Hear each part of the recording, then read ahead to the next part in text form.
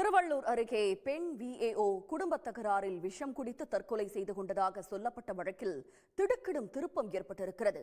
காதல் விவகாரத்தில் குடும்பமே சேர்ந்து விஷம் கொடுத்து கொன்றுவிட்டதாக காதலன் முன்வைத்திருக்கும் பரபரப்பு குற்றச்சாட்டின் பின்னணி என்ன? எஃப்ஐஆரில் தொடர்வது சிறிய இடைவேளை. கோவை அருகே வீட்டின் பூட்டை உடைக்காமல் 103 சவரன் தங்க நகைகளை திருடிய பலே கொள்ளையனை போலீசார் கைது செய்துள்ளனர். கார் டிரைவர் வேடத்தில் கோவையை அலறவிட்ட கொள்ளையன் சிக்கியது எப்படி?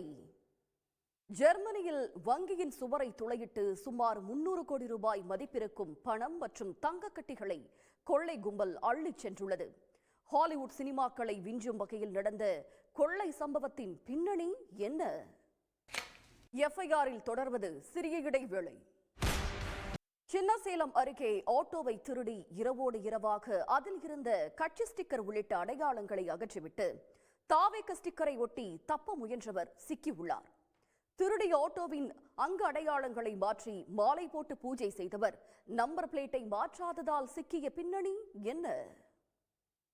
இத்துடன் எஃப்ஐஆர் நிறைவு பெறுகிறது. நன்றி, வணக்கம்.